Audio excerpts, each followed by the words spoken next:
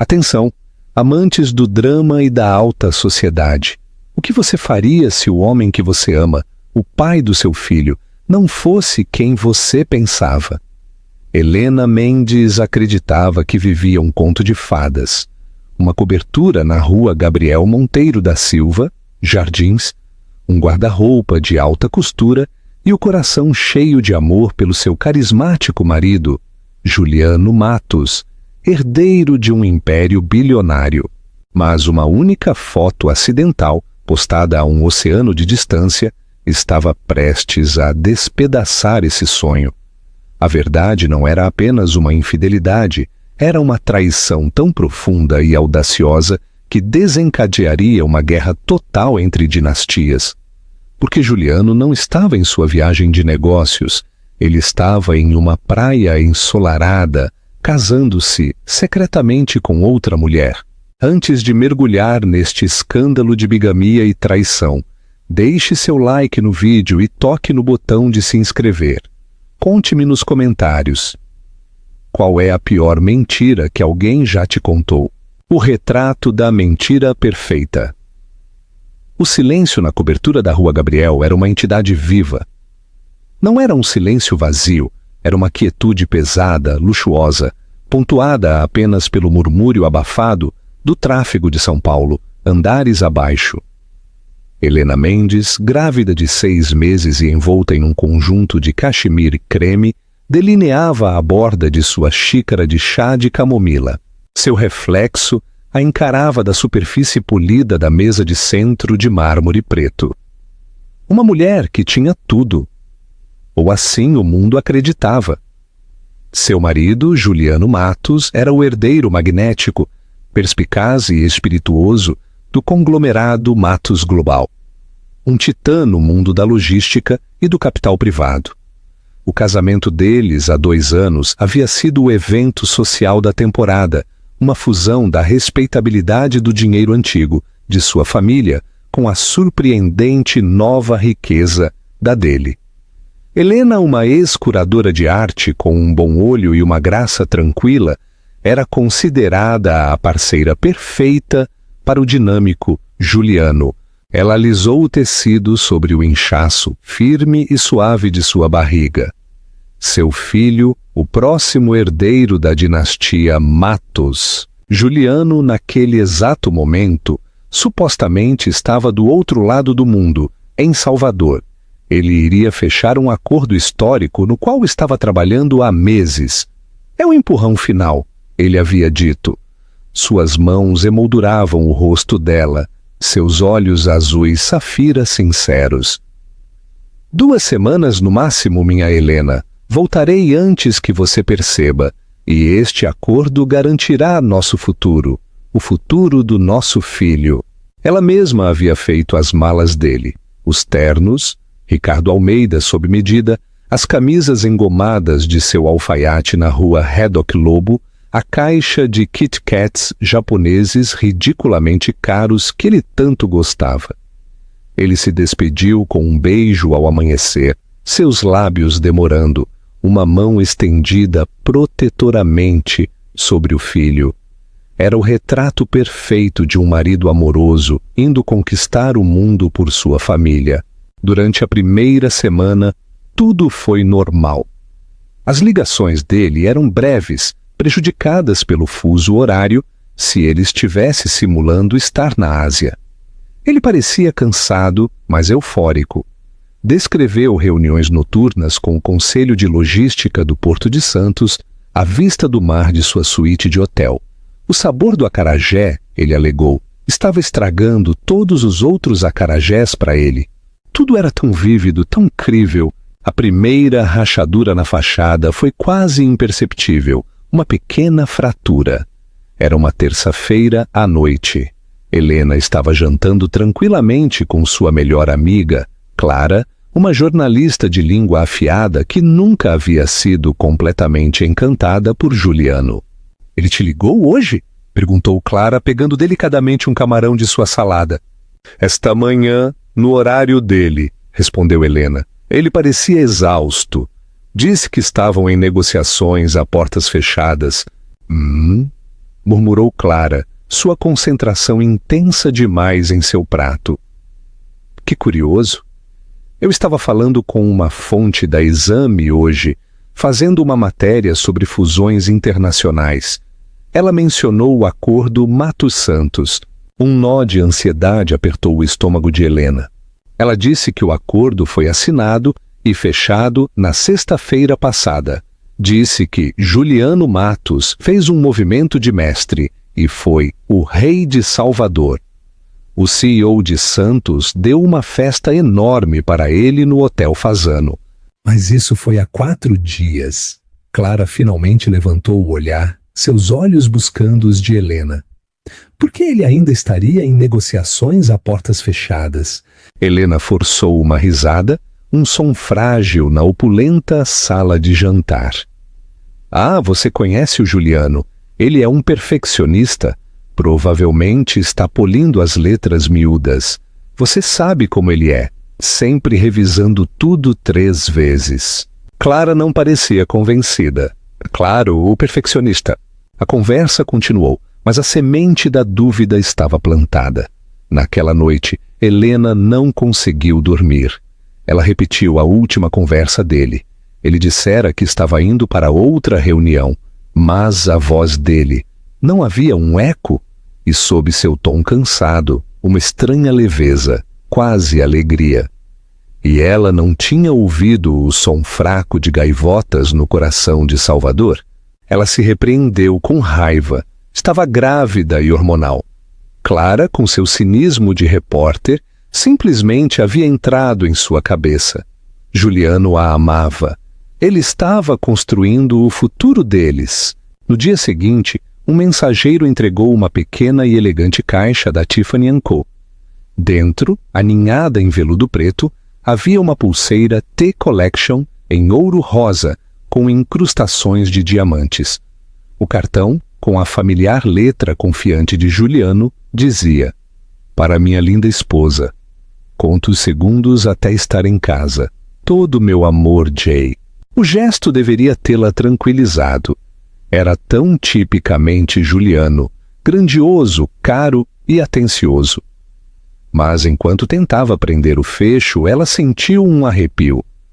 O endereço de entrega na nota do mensageiro não era de uma boutique Tiffany em Salvador. O número de rastreamento se originou de um centro de remessas em Maceió, Alagoas, a traição cinematográfica. Por que ele compraria um presente em Salvador e o enviaria de Maceió? Seu coração começou a bater contra suas costelas. Isso era mais do que um capricho hormonal. Isso estava errado. Ela entrou no closet meticulosamente organizado de Juliano. Um espaço de madeira escura, couro e aço. Ela não sabia o que estava procurando. Uma pista. Uma peça do quebra-cabeça que fizesse sentido. Ela passou a mão por sua caixa de relógios, cheia de Pateks e Aldemars. Abriu sua gaveta de abotoaduras, uma coleção brilhante de heranças de família e designs modernos. Escondida no fundo, sob uma bandeja de veludo, havia uma caixa pequena e desconhecida de um joalheiro que ela nunca tinha ouvido falar. Joias do Caribe. Seus dedos tremeram ao abri-la. Estava vazia. Era uma caixa de anel. Uma caixa de anel de noivado. Caribe. O playground dos ultra-ricos. Uma ilha conhecida por suas praias de areia branca, águas turquesa e casamentos de destino. As gaivotas, o eco em sua voz. O centro de remessas de Maceió. Tudo se encaixou com uma certeza horrível e de partir o coração. Ele não estava em Salvador. Com uma crescente sensação de pavor, ela ligou seu notebook. Suas mãos pareciam desajeitadas. Sua respiração vinha em ofegos curtos e bruscos. Ela não tinha nenhuma das senhas dele, mas não precisava. Juliano era uma figura pública. Um homem cuja vida era narrada nas páginas sociais. Mas ela não foi às páginas sociais. Ela foi ao Instagram. Começou a procurar hashtags. Casamento Caribe, Nick Beach, festa, de iate. Ela rolou por um feed ofuscante de corpos bronzeados, champanhe e riqueza ostensiva. Era um palheiro digital. E então ela encontrou. Era uma foto postada por uma influencer que ela vagamente reconheceu de um baile de caridade. A imagem era uma foto de grupo no convés de um superiate, com o sol poente pintando o céu em cores ardentes. Mas foi o fundo que fez o mundo de Helena parar. Ali, encostado na grade, estava um homem em uma camisa de linho branca. Suas costas estavam viradas para a câmera, mas a postura confiante de seus ombros, o cabelo escuro perfeitamente cortado, o relógio caro em seu pulso, era inconfundivelmente Juliano. E seu braço estava firmemente enrolado na cintura de uma mulher. Uma mulher com uma cascata de cabelo escuro, um sorriso triunfante no rosto, que olhava para ele com adoração. Helena a reconheceu instantaneamente. Isabela Camargo, a filha ambiciosa de Sérgio Camargo, o chefe de um conglomerado rival brasileiro e um dos concorrentes mais amargos da família Matos. Helena deu zoom na tela. A imagem estava borrada, mas não havia como negar a satisfação no rosto de Isabela, ou a forma possessiva como a mão de Juliano repousava em seu quadril. E na mão esquerda de Isabela, capturando os últimos raios de sol, havia um anel de diamante tão grande que parecia um fragmento de gelo. O notebook escorregou de suas mãos, caindo no tapete de luxo. O som foi engolido pelo silêncio pesado e luxuoso da cobertura. Mas agora o silêncio não era mais reconfortante. Era sufocante. Era o som de sua vida, seu casamento, seu mundo inteiro sendo demolido por completo. Aliança com o ex-agente. As 24 horas que se seguiram à descoberta foram um borrão de realidade suspensa. Helena existia em um estado de calma sobrenatural e fria, um mecanismo de defesa que seu corpo havia erguido contra o tsunami de dor que ameaçava afogá-la. Ela se movia por sua casa palaciana como um fantasma. Sua mão nunca se afastava de sua barriga, uma promessa silenciosa, a vida inocente dentro dela de que ela não se quebraria. Ainda não. Ela não chorou. A traição era muito vasta, muito cinematográfica para lágrimas. Parecia um enredo de novela, não sua vida real.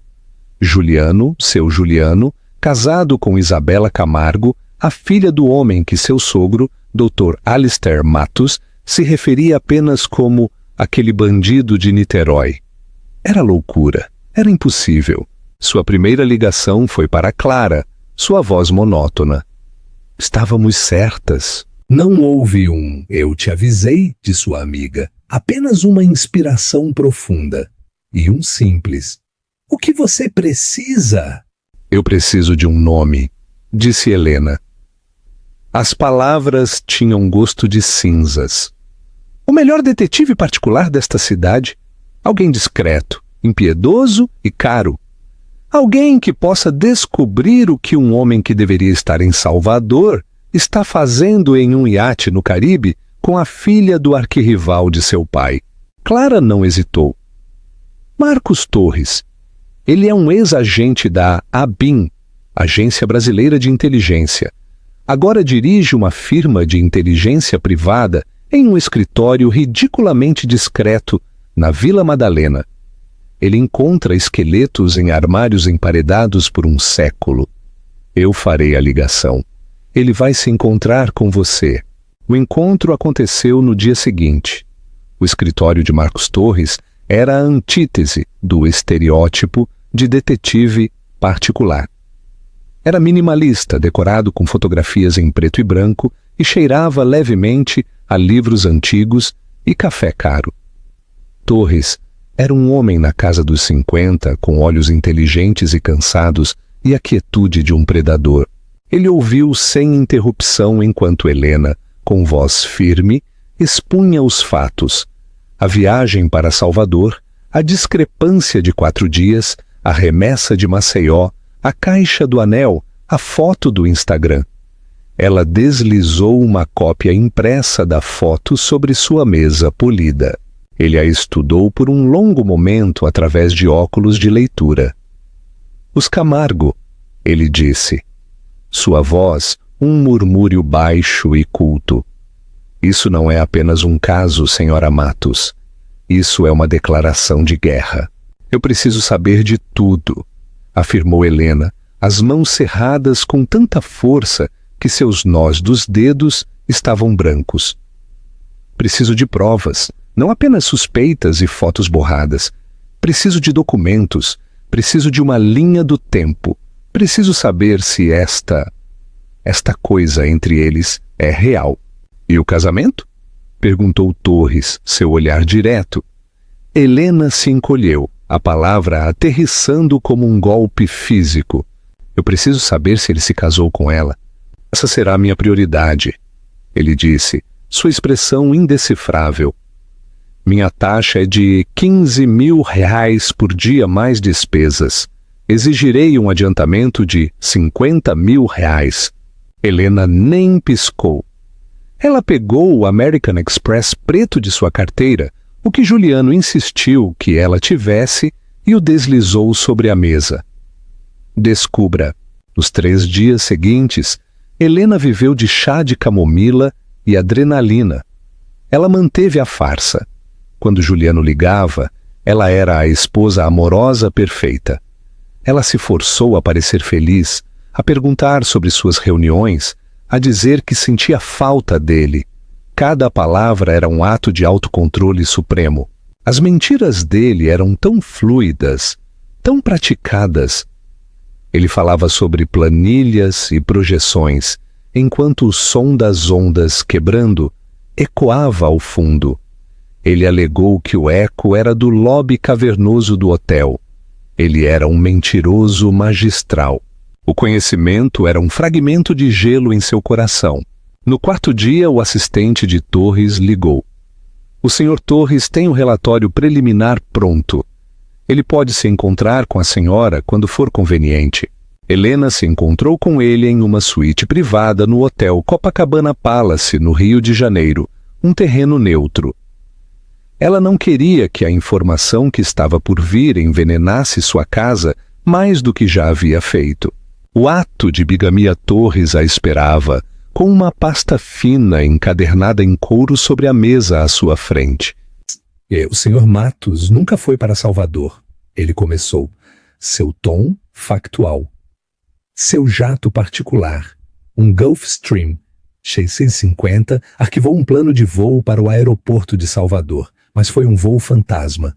A aeronave nunca deixou o hangar em Congonhas. Ele e a senhorita Camargo voaram de primeira classe comercial em um voo da Latam para o Caribe há 9 dias. Ele abriu a pasta.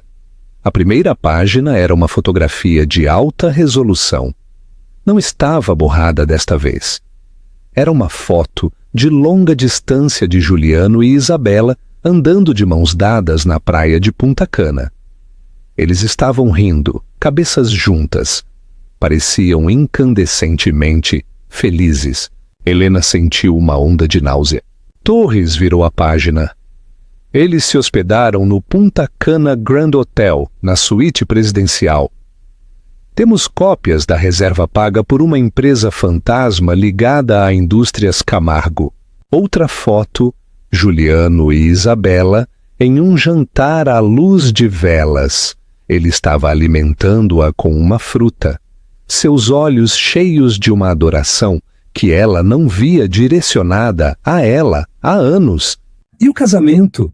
Sussurrou Helena, sua voz quase inaudível. Torres fez uma pausa. Seu olhar se suavizou por uma fração de segundo. Eles se casaram há 3 dias. Uma pequena cerimônia civil privada na prefeitura local. Foi seguida por uma recepção no iate da família Camargo, o Vulcano. Ele virou a página novamente e lá estava. uma cópia colorida digitalizada de um certificado de casamento. Os nomes eram claros e duros, em letras burocráticas oficiais. Marido, Juliano Alexandre Matos. Esposa, Isabela Sofia Camargo. A data estava lá, o selo oficial, as assinaturas. Era real, era legal, era inegável. Juliano Matos, seu marido, o pai de seu filho, havia cometido bigamia. Ele se casou com outra mulher enquanto ainda era casado com ela. A calma que cobrira Helena por dias finalmente se estilhaçou. Catastroficamente. O ar saiu de seus pulmões. A sala começou a girar. Ela não era apenas uma esposa traída. Era uma tola pública, um peão em um jogo que ela não conseguia começar a compreender. Seu casamento era uma mentira. Seu marido era um criminoso. Torres continuou, sua voz um zumbido constante no caos de sua mente. Há mais. Nossa equipe de forenses financeiros tem investigado. Parece que o Sr. Matos tem movimentado sistematicamente seus ativos pessoais, não fundos da Matos Global, para contas offshore nos últimos 6 meses, contas nas quais a senhorita Camargo agora é signatária conjunta. Estamos falando de mais de 50 milhões. Ele deslizou outro documento sobre a mesa, uma confirmação de transferência bancária. 20 milhões transferidos da conta pessoal de Juliano no Banco Itaú para um banco em Singapura, datado do dia seguinte ao seu casamento com Isabela. Os 50 milhões rares foram o insulto final. Isso não era um crime passional, era uma campanha de traição calculada e premeditada. Ele não apenas a havia deixado por outra mulher, ele estava planejando uma nova vida, uma nova dinastia, com a filha do maior inimigo de sua família. Ele estava roubando do futuro dela, do futuro de seu filho, para financiá-lo. Helena se levantou, sua cadeira raspando no chão. A dor não era mais uma onda, era uma entidade física, uma mão apertando seu coração, seus pulmões, seu útero. Ela tinha que sair, ela tinha que respirar. Senhora Matos, disse Torres, levantando-se também. Há mais uma coisa, uma complicação. Ela se virou, seu rosto uma máscara pálida de tortura. De acordo com nossas fontes no Brasil, Isabela Camargo também está grávida. As palavras ficaram suspensas no ar, monstruosas e inacreditáveis. Grávida? Outro herdeiro? Outro filho para complicar as linhas de sucessão e herança? Era um movimento saído diretamente de um manual medieval. Uma guerra de úteros por um império moderno.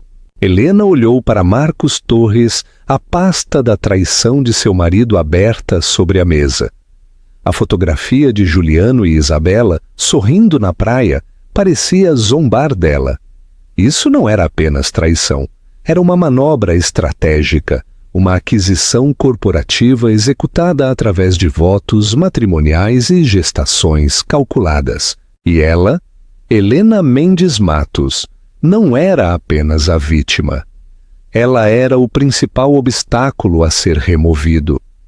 A compreensão a atingiu com a força de um impacto físico. Seu marido não queria apenas deixá-la. Ele queria apagá-la. Black Pawn, o peão, se torna rainha. Os 2 dias antes do retorno programado de Juliano foram uma aula magistral de engano, um papel para o qual Helena havia nascido. Criada em um mundo onde as aparências eram tudo, onde as emoções eram coisas a serem gerenciadas e apresentadas, não exibidas desordenadamente, ela recorreu a uma reserva de aço que nunca soube que possuía. A dor ainda estava lá, uma pedra fria e pesada em seu peito, mas tinha se unido a algo mais, uma raiva branca, dura como diamante. Ela falou com Marcos Torres mais uma vez. Preciso que você encontre tudo. Ela ordenou, sua voz desprovida de seu tremor anterior. Cada transação, cada e-mail, cada mensagem criptografada entre Juliano e os Camargo. Quero saber se meu sogro sabe. Quero saber o que este casamento dá a Juliano que ele ainda não tinha. Isto não é sobre amor, é sobre poder. Quero saber como ele planeja vencer. Torres, sempre profissional, simplesmente respondeu: já estou nisso. Helena se preparou para o retorno de Juliano como se estivesse se preparando para a batalha. Ela mandou limpar a cobertura profundamente, encheu-a com suas orquídeas brancas favoritas, organizou uma consulta com seu obstetra para a semana seguinte, deixando o cartão de agendamento na mesa do hall, onde ele veria. Deixou seu suéter de cachemir favorito e calças confortáveis em seu quarto. Ela estava preparando um cenário, criando um quadro da vida perfeita que ele havia escolhido detonar. Cada detalhe amoroso era uma peça de munição psicológica, cuidadosamente colocada. Na noite em que ele deveria chegar, ela se vestiu com cuidado. Não com as roupas de maternidade confortáveis que preferia, mas com um impressionante vestido de seda, azul profundo, que se ajustava às suas curvas e destacava o inchaço de sua gravidez. Ela usava os brincos de diamante que ele havia lhe dado no primeiro aniversário. Ela não era a esposa chorosa e histérica. Ela era a imagem da maternidade serena e expectante. Ela era a encarnação de tudo o que ele estava jogando fora. Ela ouviu a chave dele na porta exatamente às 7 da noite. Seu coração, que ela pensava ter se transformado em pedra, deu um sobressalto doloroso e traiçoeiro. Minha Helena, estou em casa! A voz dele ecoou no foyer, cheia de uma alegria artificial que arrepiou sua pele. Ele apareceu na soleira da sala de estar, parecendo bronzeado, bonito e completamente satisfeito consigo mesmo. Ele segurava uma grande sacola duty-free. Senti tanto a sua falta, ele disse, caminhando até ela. Ele largou a sacola e a puxou para seus braços, tentando beijá-la. Helena virou a cabeça no último segundo, de modo que os lábios dele roçaram sua bochecha. Pareceu ser tocada por uma cobra. Ela não se afastou, mas permaneceu perfeitamente imóvel, seu corpo rígido. Ele se afastou, um vislumbre de confusão em seus olhos. Cansada? Ele perguntou, seu sorriso vacilando ligeiramente. Apenas sobrecarregada por ter você de volta, ela disse com a voz suave como cristal. Como foi, Salvador? Você fechou o acordo? Eu arrasei, ele disse, sua confiança retornando. Ele apontou para a sacola. E eu te trouxe presentes. Algum doce de quindim ridículo que você vai amar e algo pequeno da Gaga Stern Joias. Ele era um artista fenomenal da decepção. Ele se dirigiu ao bar para servir um uísque, de costas para ela. Deus, é tão bom estar em casa. 2 semanas de salas de conferência mofadas e reverências obsequiosas. Eu preciso de uma cama de verdade. Minha cama com minha esposa. Este era o momento que ela havia ensaiado em sua mente 1000 vezes. Que engraçado, ela disse, sua voz calma e conversacional. Juliano parou a garrafa na mão. O que é engraçado? Eu teria pensado que as camas no Punta Cana Grand Hotel eram perfeitamente confortáveis. Ela continuou, os olhos fixos nas costas dele. E imagino que o clima no Caribe seja um pouco melhor do que em Salvador nesta época do ano. Ele congelou. O clink da garrafa contra o copo foi o único som. Ele não se virou por um longo e esticado segundo. Quando ele finalmente o fez, seu rosto era uma máscara de confusão controlada. Mas ela podia ver o pânico em seus olhos. Um animal encurralado procurando uma rota de fuga. Caribe? Helena, do que você está falando? Eu estava em Salvador, você sabe disso. Ela lhe deu um pequeno sorriso de pena. Por favor, Juliano, não. Não insulte minha inteligência. Além de tudo o mais, é vulgar. Ela caminhou até a mesa de centro de mármore, seus movimentos fluidos e deliberados. Pegou uma única folha de papel de onde a havia colocado, aninhada ao lado de uma cópia da revista Casa Vogue. Ela a ofereceu a ele. Era um certificado de casamento. Ele olhou para ele. Seu bronzeado pareceu empalidecer sob a iluminação suave da sala. O sangue escoou de seu rosto, deixando sua pele com uma cor cerosa e amarelada. Ele olhou do papel para o rosto dela e depois de volta. A fachada charmosa e confiante desmoronou, revelando algo feio e desesperado por baixo. Onde você conseguiu isso? Ele sussurrou. Isso importa? Retrucou Helena, sua própria voz mais fria do que ela jamais a ouvira. É real? Você, Juliano Alexandre Matos, meu marido, se casou com Isabela Sofia Camargo 3 dias atrás em uma cerimônia civil no Caribe? Ele abriu a boca e depois a fechou. A mentira, a grande mentira abrangente que ele havia construído, era muito grande para ser mantida. Ele olhou para ela, para a curva suave de sua barriga de grávida, para o certificado de casamento em sua mão, e algo dentro dele pareceu quebrar. O desespero em seus olhos foi substituído por um pragmatismo arrepiante. Ele largou o uísque. O ator deixou o palco. O estrategista tomou seu lugar. Sim, ele disse a palavra cortada e desprovida de emoção. Eu fiz. A única palavra, a admissão descarada, foi mais dolorosa do que qualquer mentira. Confirmou tudo, tornou tudo real. Helena sentiu o chão se inclinar sob seus pés, mas ela travou os joelhos, recusando-se a lhe dar a satisfação de seu colapso. Por quê? Ela perguntou. A pergunta, um rasgo cru no tecido do silêncio da sala. Ele passou a mão pelo cabelo. Um gesto de frustração, não de remorso. Helena, é complicado. É negócios. Não é o que você pensa. Não é o que eu penso. Ela soltou uma risada. Um som quebrado e incrédulo. Você voou secretamente para uma ilha tropical com outra mulher enquanto eu, sua esposa grávida, pensava que você estava em uma viagem de negócios. Você se casou com ela. Você cometeu um crime.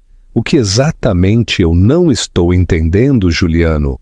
Você não entende o que está em jogo. Ele retrucou, sua voz subindo. Meu pai está perdendo o controle. Ele é muito conservador. O acordo Camargo casar com a Isabela é a única maneira. É uma fusão, uma aquisição hostil da própria empresa da minha família. Sérgio Camargo só concordou em me apoiar, fornecer o capital e os votos por procuração, se as famílias se unissem. Se eu casasse com a filha dele. Helena olhou para ele com horror, a pura impressionante arrogância, a frieza. Então, o que eu era? O que é nosso filho? Ela exigiu, sua voz falhando pela primeira vez. Dano colateral em sua incursão corporativa? Não. Ele insistiu, dando um passo em direção a ela. Você não vê? Isso era para garantir o nosso futuro, o meu futuro com você. Este casamento com a Isabela é um pedaço de papel, um contrato comercial. Não significa nada. Você é minha esposa, Helena, a mãe do meu herdeiro. Assim que eu tiver controle da empresa, eu dissolveria o casamento com ela. Tudo era um meio para um fim. Ele realmente acreditava nisso. Ele estava ali, tendo admitido bigamia e uma traição monumental, e tentou enquadrar isso como um ato nobre em nome dela. A manipulação psicológica era tão profunda, tão completa, que era aterrorizante.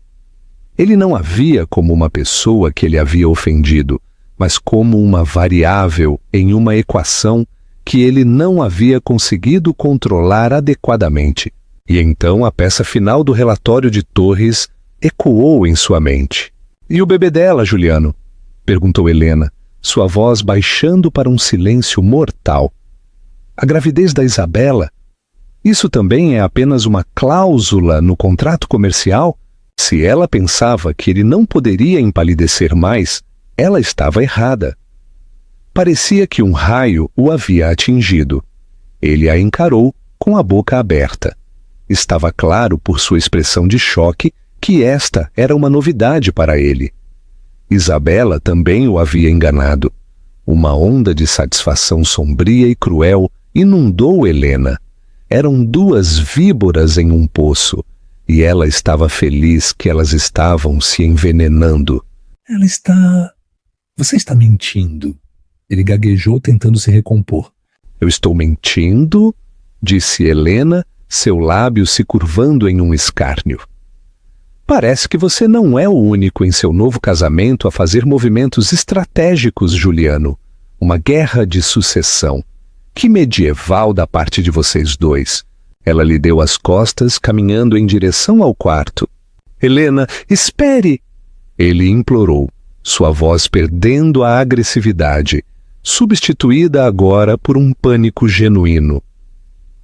"Nós podemos consertar isso. Eu posso consertar isso. Não faça nada drástico." Ela parou na soleira, mas não se virou. "Você está certo em uma coisa, Juliano. Isto é uma guerra, mas você cometeu um erro de cálculo fatal. Você presumiu que eu era um peão em seu jogo. Você está prestes a descobrir que eu sou uma rainha." Ela caminhou para seu quarto, fechando a porta suavemente atrás de si. Ela não bateu. Ela não gritou. A quietude final do clique do trinco foi mais poderosa do que qualquer explosão. Dentro do quarto, ela se apoiou contra a porta, seu corpo finalmente começando a tremer incontrolavelmente. O palco estava montado, a primeira cena havia terminado, e ela sabia exatamente qual deveria ser seu próximo movimento. Ela não ia ligar para um advogado. Ainda não.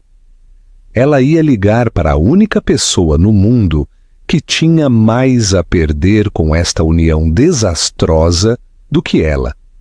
A única pessoa que odiava Sérgio Camargo mais do que qualquer um. Ela pegou seu telefone, seus dedos voando pela tela. Ela estava ligando para o rei. Ela estava ligando para seu sogro, Dr. Alistair Matos, Aliança no Forte, a rainha e o patriarca. A viagem de 40 minutos para a fazenda da família Matos na Estrada dos Bandeirantes, Rio de Janeiro, pareceu uma viagem para outra dimensão. Helena dirigiu seu Range Rover, nós dos dedos brancos no volante. Ela havia deixado Juliano parado na cobertura, atordoado e em silêncio. Ela havia arrumado uma única bolsa de noite com o essencial. Um ato de tranquilidade. Ela não estava apenas saindo para a noite. Ela estava deixando sua vida. A fazenda Matos era menos uma casa e mais um principado. Uma extensa mansão de pedra aninhada em 200 hectares de gramados bem cuidados, árvores centenárias e jardins esculpidos. Era uma fortaleza de riqueza e poder. Ao passar pelos portões de ferro forjado, ela sentiu uma familiar onda de intimidação. Mas esta noite estava temperada por uma determinação sombria. Dr. Alistair Matos a esperava em sua biblioteca. Era seu santuário interno, uma sala de estantes de mogno do chão ao teto, cadeiras de couro desgastado e o aroma persistente de fumaça de charuto e papel antigo. Uma lareira crepitava na pedra cavernosa, lançando sombras bruxuleantes sobre o homem imponente parado diante dela. Alistair tinha mais de 60 anos, um homem forjado pela ambição e disciplina. Ele havia construído a Matos Global de um modesto negócio de transporte em um gigante mundial. Ele era conhecido por ser implacável nos negócios e ferozmente protetor do nome e do legado de sua família. Ele a observou enquanto ela entrava, seus penetrantes olhos cinzentos, sem perder um detalhe.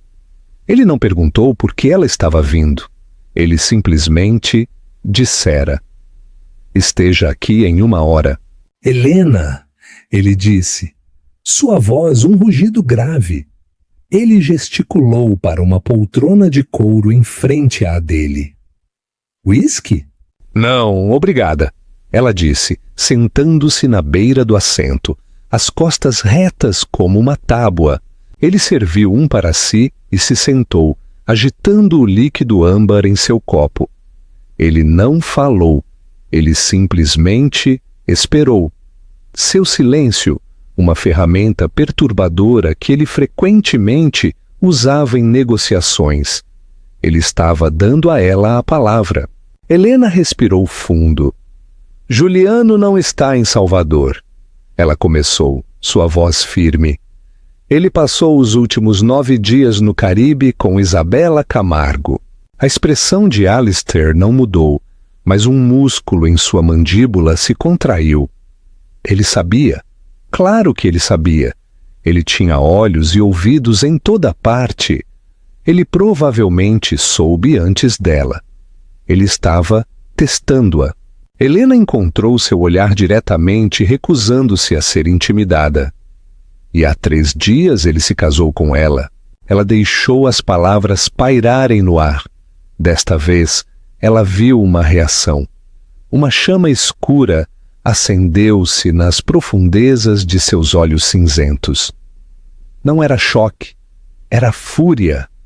Uma raiva fria e controlada que era muito mais assustadora do que qualquer explosão. Ele cometeu bigamia, ele comprometeu o nome da família com um escândalo público, e ele se ligou à filha de nosso concorrente mais inescrupuloso. Ela continuou, pressionando sua vantagem. Ele alega que garantiu o apoio de Sérgio Camargo para uma aquisição hostil da Matos Global de sua empresa. Alistair tomou um gole lento de seu uísque. Ele colocou o copo na mesa com um baque pesado e deliberado. "O garoto é um tolo," ele disse, as palavras cortando o silêncio como fragmentos de gelo. Um tolo arrogante e sentimental. Ele confunde ambição com estratégia. Ele acredita que uma cobra, como Camargo, pode ser encantada. E ele trouxe esta sujeira para a minha porta. "Para a nossa porta," corrigiu Helena suavemente. "Eu sou a esposa dele, a mãe do filho dele, seu neto." Ela colocou uma mão protetora sobre sua barriga. "E de acordo com minha informação, Isabela Camargo também está grávida." Esta foi a única informação que Alistair claramente não tinha. Ele se recostou como se ela o tivesse atingido fisicamente. O sangue escoou de seu rosto e pela primeira vez Helena viu não um titã corporativo, mas um patriarca envelhecido. Confrontado com a potencial destruição da obra de sua vida, seu legado estava agora ameaçado por uma guerra de herdeiros, uma batalha pública e confusa que arrastaria o nome Matos pela lama por anos. Ele declarou guerra à própria família? Alistair respirou, sua voz um rosnado grave de descrença e fúria. Para quê? Para se sentar na minha cadeira por alguns anos mais cedo? Ele quer tudo, disse Helena. E ele estava disposto a nos sacrificar para conseguir. Ele acredita que pode ter Isabela como sua parceira de negócios e eu como sua esposa dócil, criando o herdeiro legítimo em segundo plano. Ele me disse que o casamento Camargo era apenas um pedaço de papel que ele dissolveria mais tarde. Alistair soltou uma risada curta e sem humor. Idiota, Sérgio Camargo nunca permitiria isso. Esse contrato de casamento estará atado com ferro. Juliano entregou as chaves do nosso reino para eles e se prendeu no processo. Um silêncio tenso caiu entre eles. Eram duas pessoas de mundos diferentes, unidas pela traição de um homem. O inimigo do seu inimigo é seu amigo. O que você quer? Alistair perguntou finalmente, apertando os olhos, avaliando-a. Aqui estava, a negociação. Eu quero ser livre dele, ela disse, sua voz ressoando com convicção. Mas eu não serei descartada. Eu não permitirei que meu filho seja marcado como o produto de um casamento falso, enquanto Juliano e sua nova família constroem um império sobre as ruínas deste. Eu quero proteger o direito de primogenitura do meu filho. Você quer o divórcio? Você quer um acordo? Eu quero mais do que isso, ela retrucou, inclinando-se para a frente. Eu quero lutar. Juliano começou uma guerra e eu não tenho intenção de perder. Ele aproveitou o casamento com Isabela para tomar a sua empresa. Eu quero aproveitar o meu casamento com ele para pará-lo. Alistair a estudou. Um brilho de algo novo em seus olhos. Poderia ter sido respeito. Ele era um homem que entendia o poder e estava vendo um novo tipo de poder na mulher à sua frente. Ela não era a curadora quieta e elegante que ele havia aprovado para seu filho. Ela era uma lutadora. Você está disposta a enfrentar a humilhação pública? Ele perguntou. A imprensa será um frenesi alimentar. Eles dissecarão cada aspecto da sua vida. Eles me retratarão como a esposa traída, a mãe grávida e devota, cujo marido a traiu da maneira mais hedionda possível, disse Helena, sua voz dura como aço. Em uma guerra de relações públicas, eu sou um ativo. O senhor e eu sabemos que o Conselho da Matos Global é leal ao senhor. Eles são da velha guarda. Eles valorizam a estabilidade e a tradição. O que o senhor acha que eles farão quando souberem que o suposto herdeiro é um bigamista que se aliou aos Camargo e planeja derrubar o próprio pai? Ela havia colocado suas cartas na mesa. Ela estava oferecendo uma aliança, sua posição moral, em troca de seu poder e recursos. Dr. Alistair Matos entrelaçou os dedos. Um sorriso predatório lento se espalhou por seu rosto. Não era um sorriso caloroso, mas era um sorriso de acordo, de propósito compartilhado. Juliano entendeu fundamentalmente mal a natureza desta família, disse Alistair, sua voz baixa e perigosa. Ele pensa que nosso legado é sobre dinheiro? Não é.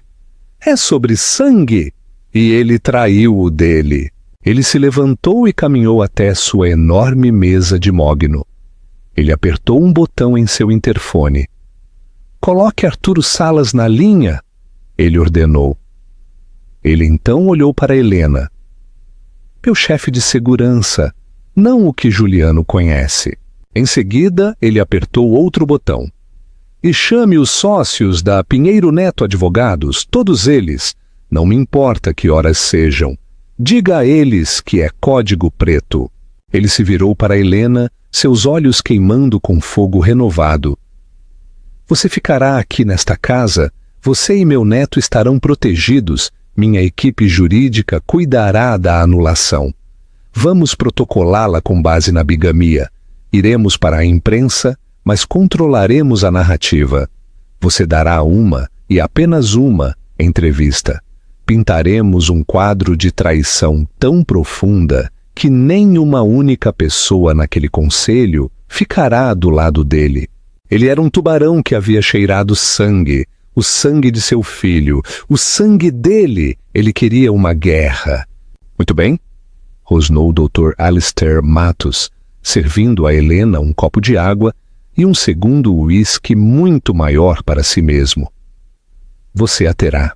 Na biblioteca iluminada pela lareira da fortaleza de seu sogro, cercada pelos totens do poder antigo e da ambição implacável, Helena Mendes Matos tomou um gole de água.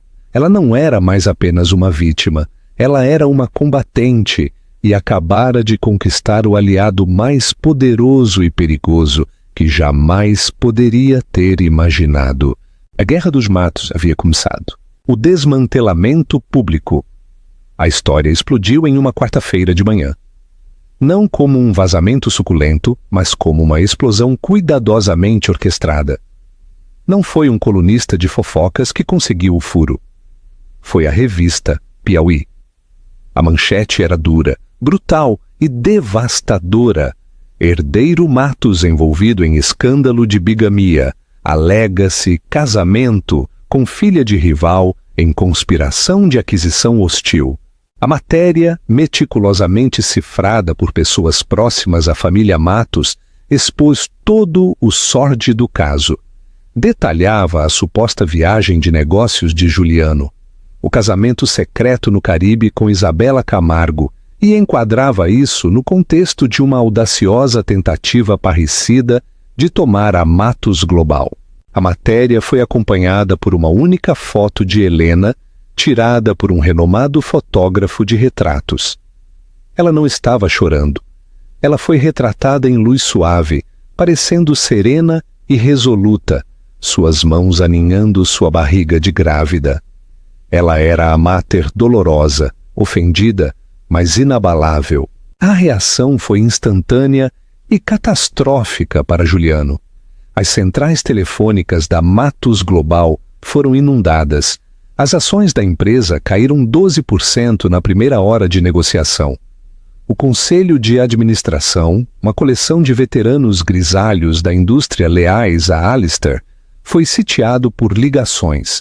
Da jaula dourada da Fazenda dos Bandeirantes, Helena observou o caos.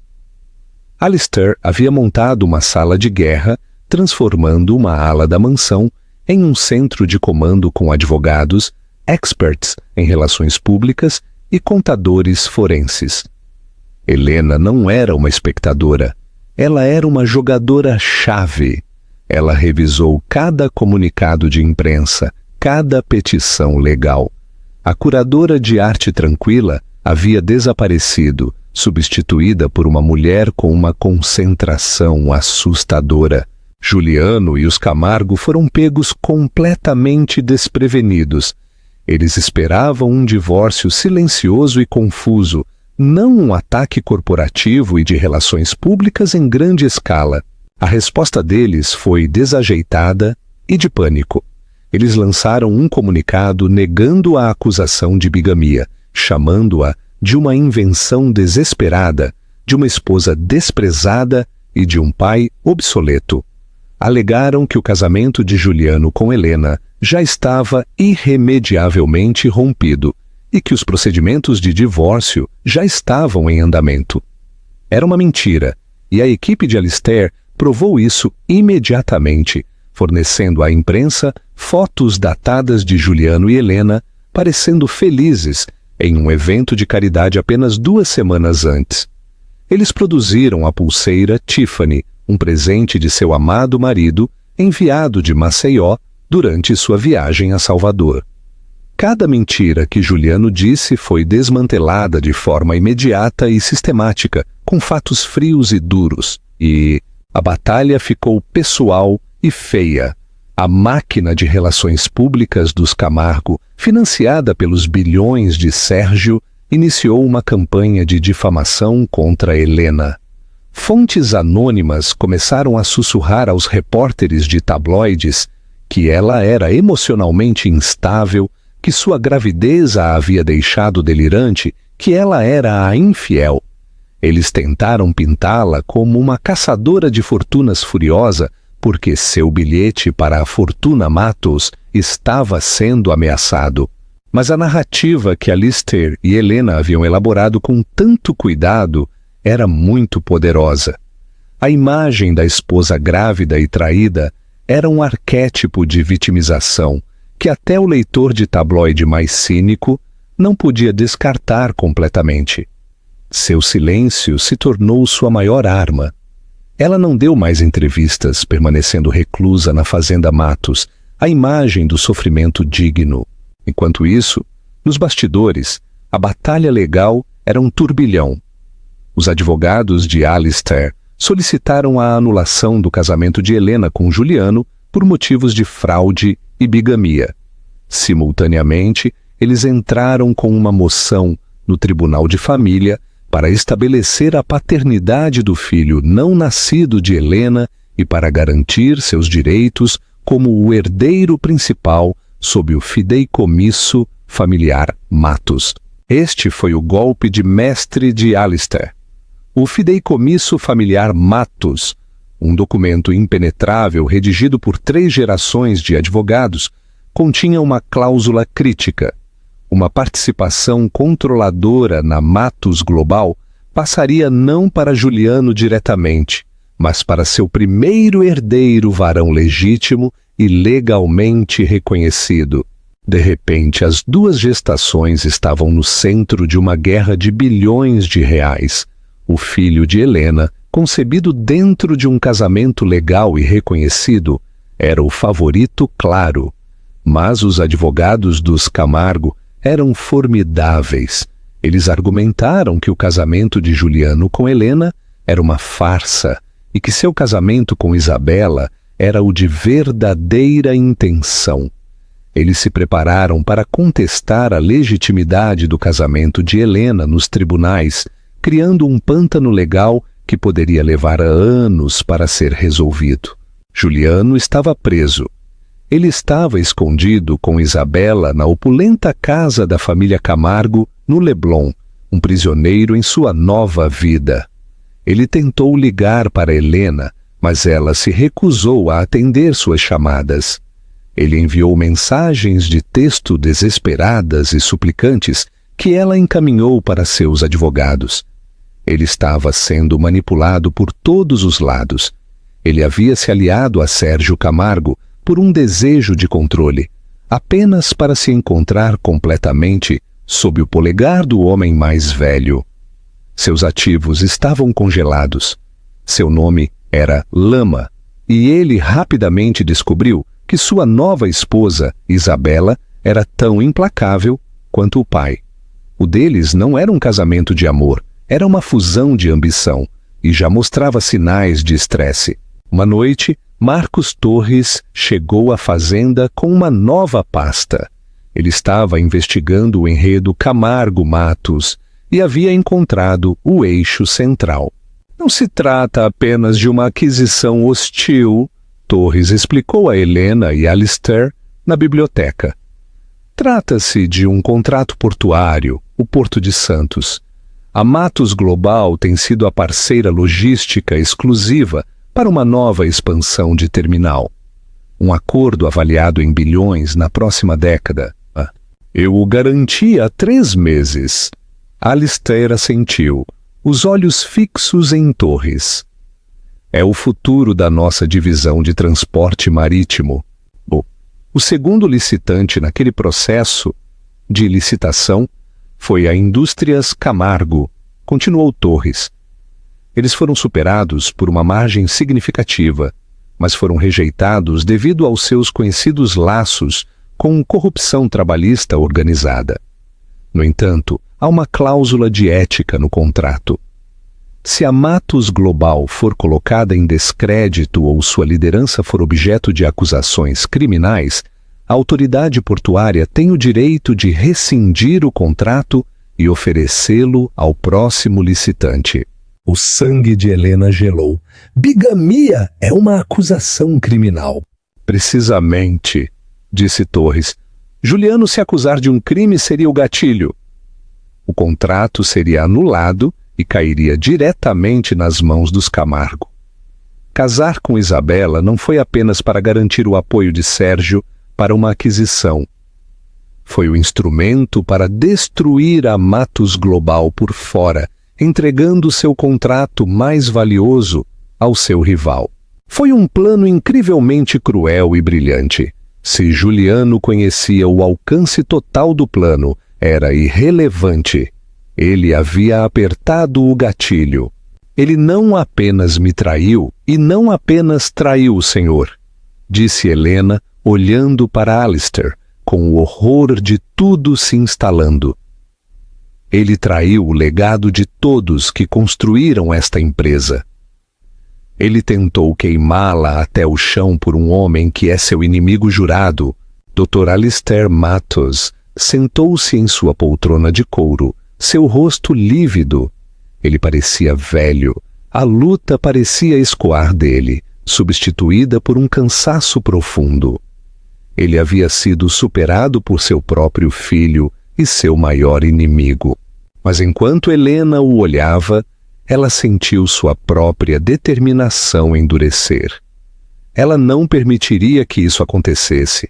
Ela não permitiria que o legado de seu filho fosse uma empresa falida e um nome manchado. Então temos que acabar com isso, ela disse, sua voz ressoando com autoridade. Temos que atingi-los onde mais dói, não na imprensa, não no tribunal de família. Temos que atingi-los em suas carteiras. Torres, você encontrou isso. O que mais você pode encontrar sobre os Camargo? Onde estão os esqueletos deles? Todo mundo tem. Alistair levantou o olhar. Uma faísca voltou aos seus olhos ao ver o fogo nos dela. Marcos Torres permitiu um pequeno sorriso sombrio. Senhora Matos, a senhora não faz ideia. A guerra estava prestes a entrar em uma fase nova e muito mais perigosa. Helena não estava mais apenas defendendo o direito de primogenitura de seu filho. Ela estava agora lutando pela sobrevivência de todo o Império Matos. Black Pawn, o cheque. Mate, o confronto final se desenrolou no coração do território inimigo. Uma sala de conferências estéril e com paredes de vidro no escritório de advocacia da família Camargo. Era para ser uma rendição. De um lado da vasta mesa de mogno, sentou-se Juliano, parecendo um fantasma de si mesmo, ao lado de uma desafiadora Isabela, e seu pai, Sérgio Camargo, que irradiava uma vitória presunçosa. Mas sejamos diretos. Sérgio começou, sua voz escorrendo com descendência. Estamos aqui para formalizar sua derrota, Alistair. Um acordo generoso será feito para Helena, para resolver o erro juvenil de Juliano. Mas o futuro da Matos Global está com minha família. Esta é uma mera formalidade. Alistair permaneceu em silêncio, seu rosto uma máscara de pedra ilegível. Ele simplesmente inclinou a cabeça para Helena. A palavra era dela. Helena encontrou o olhar arrogante de Sérgio. Uma calma serena se instalou sobre ela. O senhor pensa que se trata de uma aquisição corporativa? Ela afirmou, sua voz cortando o ar tenso. Mas nós sabemos que seu verdadeiro prêmio foi o contrato do Porto de Santos. Um plano inteligente.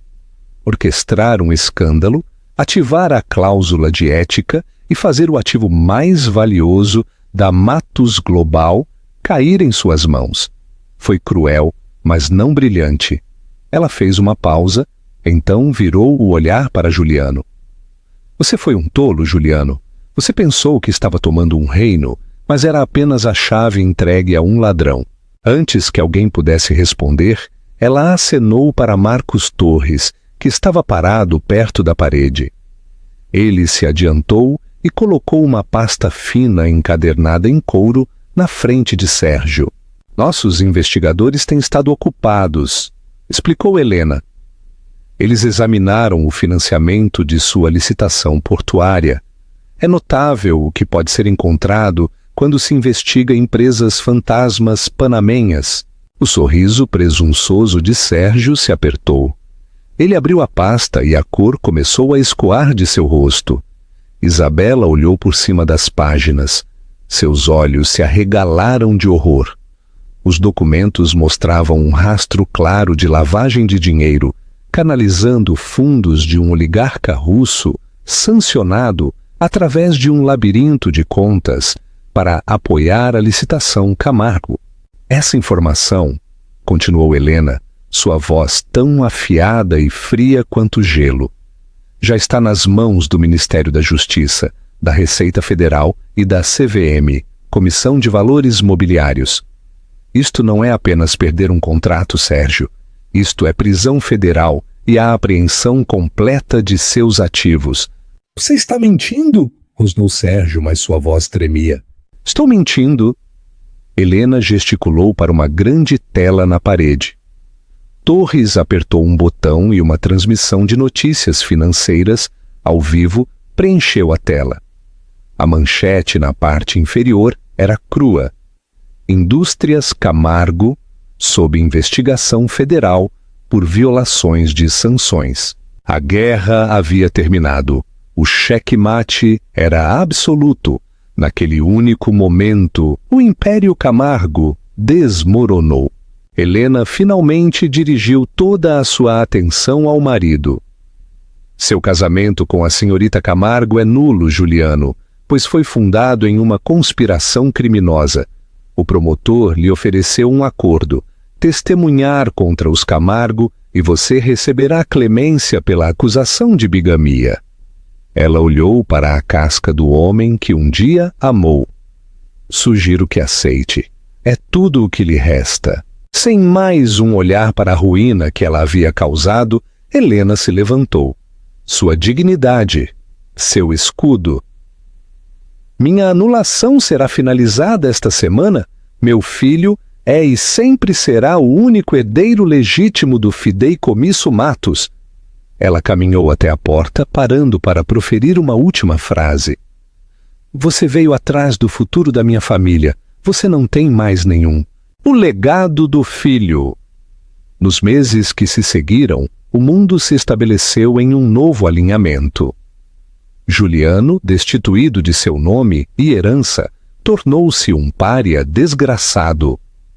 Seu testemunho enterrou Sérgio Camargo e sua empresa em uma montanha de problemas legais que durariam a vida toda. Helena, no entanto, floresceu. Ela se mudou das jaulas douradas de seu passado para uma casa ensolarada no bairro dos Jardins, um lar que ela comprou e decorou sozinha. Lá, ela deu à luz seu filho, Alexandre Mendes.